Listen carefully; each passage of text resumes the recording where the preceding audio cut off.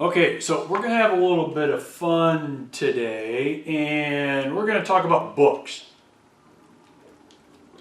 Now, I know a lot of you, and probably those folks watching on video are not real, maybe don't think books are fun, and I know we probably got a lot of folks that actually read anyway. So, but at the end of the day, if you think about, geez, let's do something fun, probably not picking up a book and reading a book is on the top of the list, even though I'm a big book reader and have been for, I don't know, decades. And I suggest, if some of you are, but I suggest if you're not, you really need to be for a lot of reasons, especially if you want to get ahead sooner, faster, and hit your targets faster. It's really something that's really kind of a must. But I want to talk about, when we have fun, we're going to talk about some books that I've got that you're not going to be surprised that I have. And then we're going to talk about maybe some books that you're going to be surprised that I've got. And this is where it took me, I don't know, years and years to figure this out. And I'm going to share with you something that's helped me a lot over the years when it comes to books, when it comes to reading books, the types of books I read, the kind of books I read. And, we won't go over a lot of every single thing that I read, because I like, of course, nonfiction. I like a lot of fiction too. I won't go over my fiction books. I might, maybe at some other day or time, I'll go over some of the ones that I choose to read from a fiction standpoint. But we're going to talk about nonfiction stuff. And, so I grabbed these out of my library in my office. I've got a couple of good-sized bookshelves in my office. In addition to bookshelf, I've got in our entry area in our office, and then the bookshelves I got, the library I've got at home.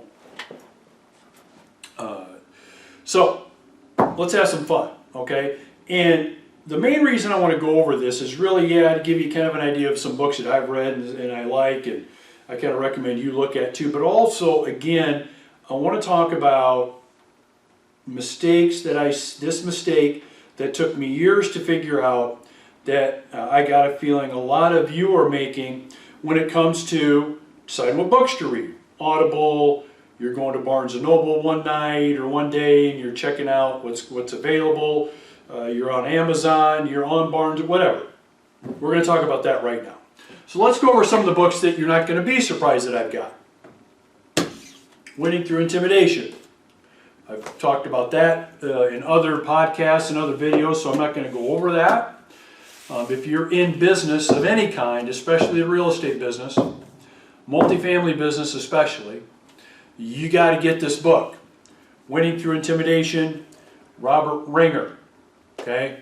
Robert Ringer. By the way, I don't get paid fees or commissions or anything for mentioning this. This is my recommendation to you. Okay? For you guys to start adding these to your library if you haven't already.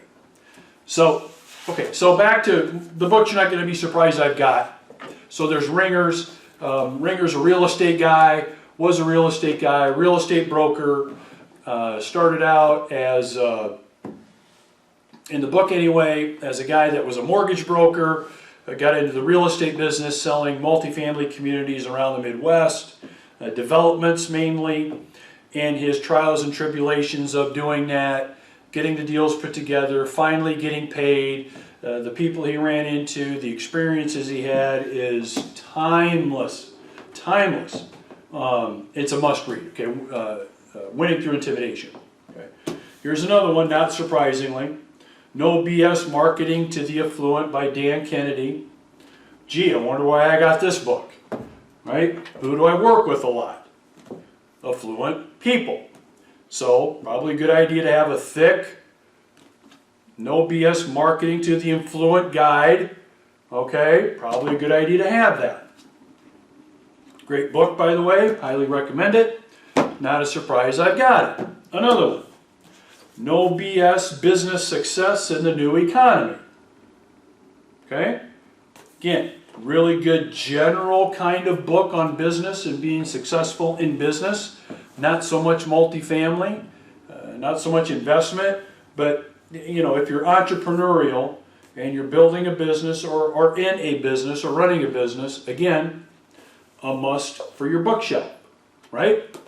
I recommend getting it. Here's an older book, but a goodie, Influence by Robert Cialdini. Okay? Influence. The Psychology of Persuasion. Gee, I wonder why I got this book, right? Cialdini does a great job at influence, and then he follows up with another book about influence. It's really good. This one's better than the second one, in my opinion. But this is, again, really good. The Psychology of Influence by Cialdini. By the way, he's a psychologist, PhD. And again, a book I recommend you get, and a book you're probably not surprised I've got. Let's go over a couple more books that you're probably not going to be surprised I've got. The Ultimate Sales Letter. Again, this is a Dan Kennedy book. And by the way, this book helped me and continues to help me sell apartment communities. I've sold apartment communities with sales letters. Okay, well, a lot of folks nowadays, they're not really into direct mail or letters. They're more into electronic communication, email, that kind of stuff. Well, guess what? It's just as applicable. Doing what I do electronically, I still do a lot of direct mail and people getting information from me and things from me through the mail. Ultimate Sales Letter. Highly recommend it. And then another book that I've got, which is really, really good, but you don't hear anybody talk about. And before I mention this, just because of the world we live in today, and not that I really give a shit whether you care about this or not, but I want to mention it just so you know. This is not a political thing I'm mentioning here. Okay? It's not. It's the truth. Trump Strategies for Real Estate. Trump Strategies for Real Estate. Billionaire Lessons for the Small Investor. This is old. It's got some age on it. Trump Strategies for Real Estate. This is by George Ross. This is not by Trump. Trump didn't write the book. George Ross did. If you remember in the early days of The Apprentice, if you ever watched The Apprentice, Ross was Trump's lawyer, real estate attorney for a number of years. Okay? So the book is written by Ross. It is easily the best book on real estate negotiation I've read. The best one. And there's a lot of negotiating books out there. But this one, by Ross, George Ross, is the best negotiating, nose-to-nose, toes-to-toes, real estate investment book I've ever read. George Ross, Trump, Real Estate Strategies, Strategies for Real Estate, Billionaire Lessons for the Small Investor. It's awesome. It's really good because his lawyer wrote it. And what great information, especially negotiating tactics. There's really, really good negotiating dialogue in here. Again, great book. All right? So, I could go on and on and on with all the other books I've got and why I got them. But let me just recap. Again, books you're not surprised I've got, okay? All right. George Ross, Trump Real Estate Strategies for Investment Real Estate, Billionaire Lessons for the Small Investor, Ultimate Sales Letter, Psychology of Influence, No BS Business Success. And these are the ones I just pulled off my bookshelf in my office. No BS Marketing the Affluent, and Winning Through Intimidation. So those books I just went over, I just showed you, all really good books that I recommend you have in your library. Okay? Bottom line. Now, not surprised I got those. Now, let's now move and shift over to the lesson, because we're going to go ahead and we're going to talk about books I've got on my bookshelf that may be surprised I've got. Okay? Let's start with this one. The Game. The Game is by Neil Strauss. The Game, if you don't know, see how it's got the gold on there, It's actually really cool. Leather cover. The game, Penetrating the Secret Society of Pickup Artists. Let me say it again. The game is a book about penetrating the secret society of pickup artists. What this book is, it's a book about how to pick up women.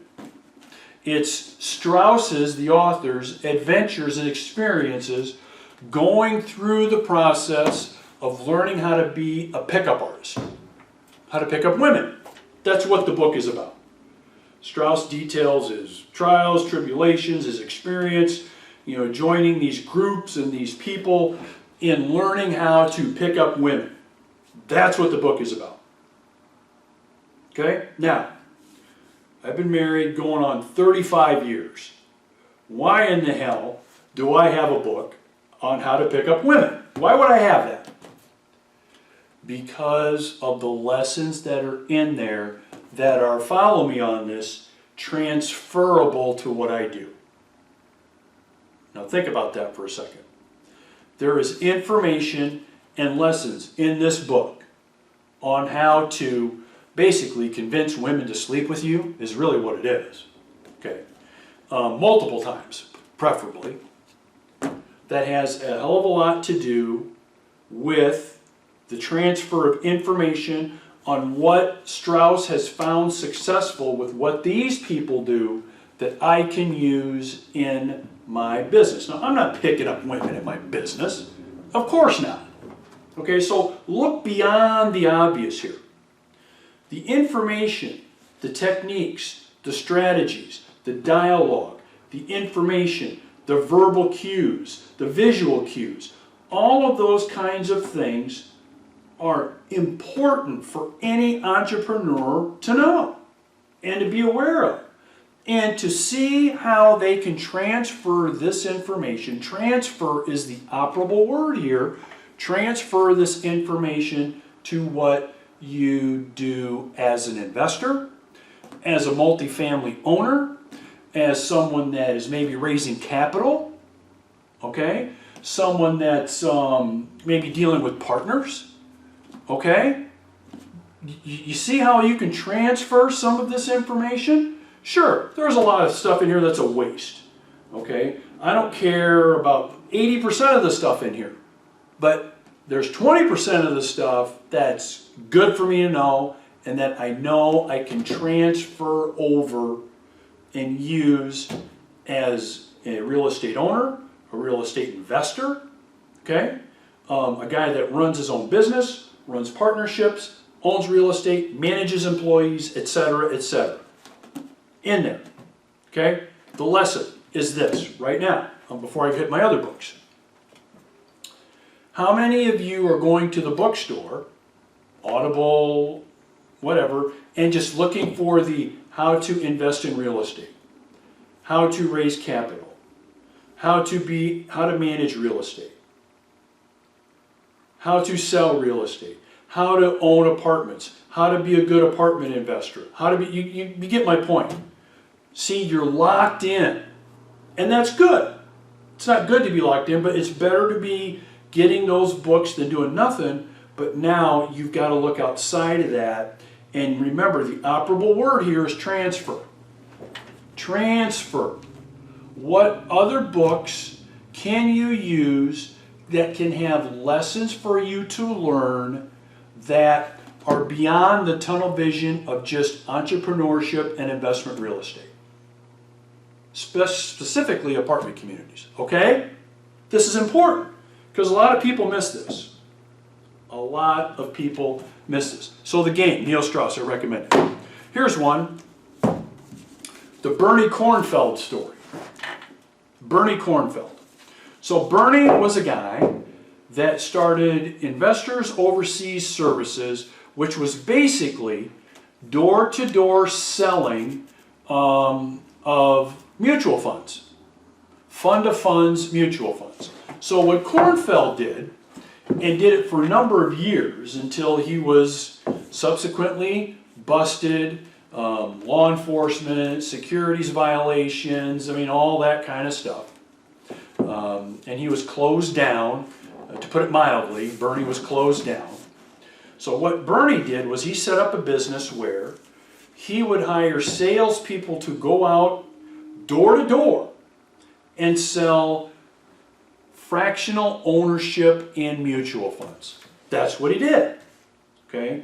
He was very, very good at it, but at the end of the day, he did a lot of things wrong, a lot of things he shouldn't have done, and he ended up paying the price for it.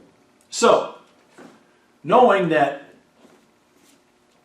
we've got a guy here that was successful for a while, was doing some things wrong, and paid the price for it. If we know that up front, does that negate the important lessons that could be in there for us? No. No. Here's a guy that started with absolutely nothing, marshaled a team of hundreds, maybe even thousands if I remember right, salespeople together to go out and sell for him, just like they would sell life insurance. In today's world, they still sell Tupperware door to door, vacuum cleaners door to door, cleaning supplies door to door. Think of a door to door salesperson. That's what Bernie Kornfeld's company was, and they sold hundreds and hundreds of millions of dollars of mutual funds to people. $100 investment here, $500 investment there, $5,000 investment there, $50,000 investment there. That's what these guys did. Okay? Now, are you somebody that might want to raise money someday? Okay? Capital for something. If it's not real estate or multifamily, maybe something else. Are you someone that is going to be dealing with partners someday? Are you somebody that's going to be employing salespeople someday? I mean, I could go on and on and on. So again, the Bernie Kornfeld story would not be something that you would think, geez, you know, I'm going to go ahead and look for Bernie Kornfeld or how people have crashed and burned, okay, in being super, super rich, super, super successful, and then crash. Well, they crashed, so there's no lessons really there. There's lessons there. There's lessons there. Just because the information at the end of the day may not have turned out terrific, you may not necessarily agree with, does not mean you cannot take lessons from it. Expand your mind here. Okay? Bernie Kornfeld story. Here's one. Dave Barry. You don't know Dave. He's a very, very humorous guy. Columnist. I don't know if he's still a columnist for the Sentinel. I think it was the Florida Sentinel, I think. I may be wrong about that. Somebody will tell me. But this book is absolutely hilarious. Dave Barry talks back. Pulitzer Prize winning author. Sense of humor is off the charts, by the way. It's off the charts. And so if you've got any kind of sense of humor, any kind, you got to be reading Dave Barry's books. Okay? You do, because they're absolutely hilarious. Now, again, back to our investment real estate. Multifamily, entrepreneurship, etc. You're going to the bookstore, you're looking around, you're online, you're going to Audible, whatever it is. Are you thinking that you're going to get a book on humor? Of course not. Okay? But, again, how many interactions, how much communication are you going to be having, or you already probably do have, with people in so many areas that it's probably going to be advantageous to have some kind of sense of humor. Okay? I got one. I'm pretty sarcastic at times, by the way, but I got one. And it helps to have this on my bookshelf that I can turn to once in a while, get recharged with my sense of humor, because I use it a lot with the various people I deal with. Everything from this morning when I had my staff meetings this morning, using it then, to dealing with my partners, to dealing with my accountant a while ago. So before we're recording this and before you guys got here, my accountant, right? Dealing with her this morning. Well, I had a sense of humor right off the blocks there, right out of the blocks. again, you get my point. Here's another one. This is an old book, True Believer by Eric Hoffer. This is a book on basically mass movements. Okay, so think of mass movements in society over the years, where somebody has started a mass movement. Anything from, you could argue, cults are part of that, all the way to huge mass movements, like what we saw with the Nazis in World War II. The Nazis and the party, their party, and that leading to World War II. That was a mass movement. So mass movements. Okay.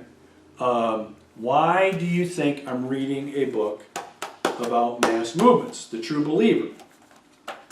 Because it has everything to do with people following you, believing in you, and wanting to invest in and with you with whatever you're doing, whether it's multifamily real estate, whether it's an idea you've got, whether it's a business opportunity, whether it's the next property you want to buy, whether it's raising capital, whether it's your next apartment community you're going to purchase. A lot of lessons here can be learned. Again, are you going to be looking for Eric Hoffer's book when you go to the bookstore? No. No. But if you expand a little bit and use again that word transfer some of what you can learn from this book and from this information, pretty big deal. Here's another one, Iacocca. Okay, so Lee Iacocca, a legend in the auto business. Okay, it's his autobiography. Well, if you're going to be leading successful companies and leading successful people and successful businesses, I mean, Iacocca is probably a guy you better be reading about. Again, transferable information. Here's a book right here about Rockefeller, Titan. Okay, about John D. Rockefeller. Okay, and this book, this is a thick one. By the way, it's a great book. If you've not read it, you got to read this one. This chronicles Rockefeller's childhood, through growing up, through getting into business as an entrepreneur, everything from the Standard Oil business to railroads to steel to et cetera, et cetera, et cetera. It's in here. This guy started with nothing, by the way. And if you take his wealth in today's dollars, he'd be richer than, as I'm recording this is 2021, he'd be richer than Jeff Bezos would be. I think Jeff Bezos is #1 on the Fortune 500. I think he's worth like 80-some billion. I mean, Rockefeller would be like double that easy. If you move the money from, what it's worth then to what it's worth now. Okay? How many lessons can be learned here about a guy that been through, done that, seen about everything, especially during times when they didn't have email back then, right? They didn't have DocuSign. They didn't have any kind of technological, they didn't have TV, no videos, nothing. Imagine doing business back then. Think about that. Think how hard that would have been.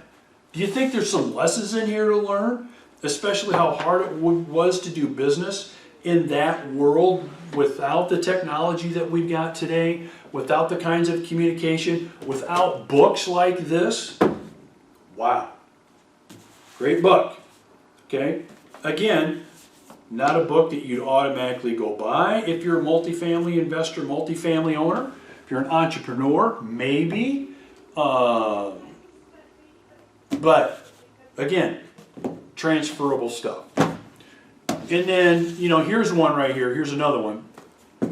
Yeah, it's more of a personal thing, but it's still very important, at least to me. So this is a Garrett J. White book. He's the head of the Warrior Movement. It's called Be the Man. Okay. So this is a really good book for men that are married, that have families, that run businesses. Okay. So there's nothing in this Be the Man book that has anything to do with investment real estate or multifamily. It has nothing to do with entrepreneurship. Nothing at all.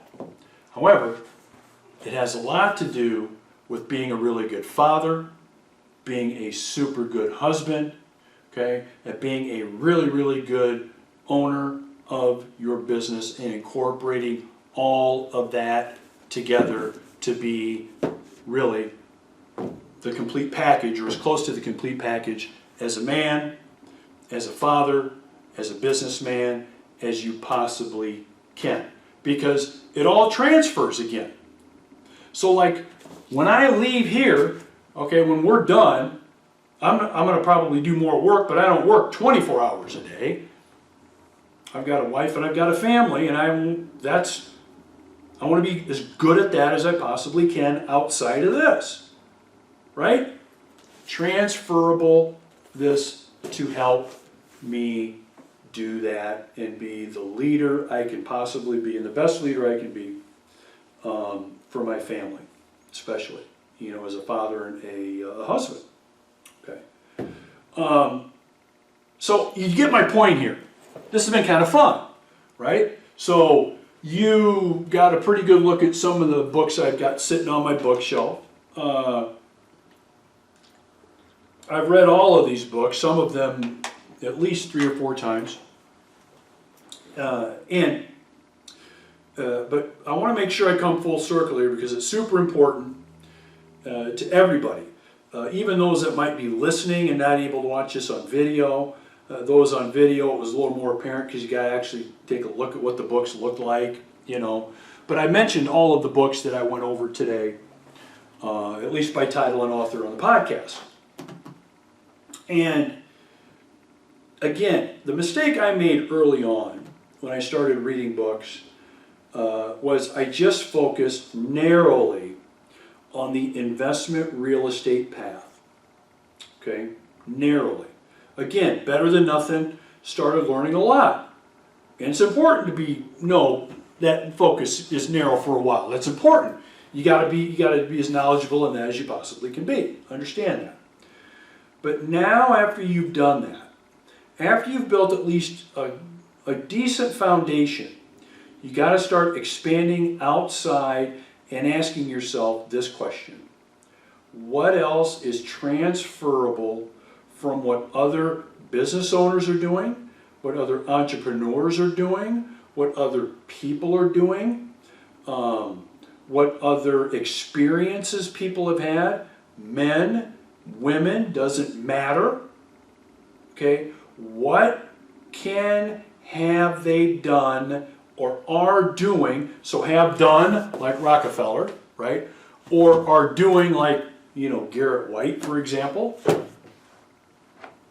that can transfer to what I'm doing to ramp up the speed in which I hit my targets.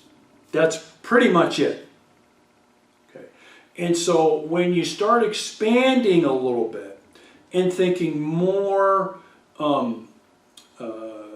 intelligently about it, not so narrowly focused, but more intelligently about it, you'll be able to pick up things that others are doing or have done that in some cases have nothing to do with multifamily, investment real estate, owning or managing or running your own real estate empire, that will be unbelievably applicable and super helpful in you getting to where you want to get to a hell of a lot faster.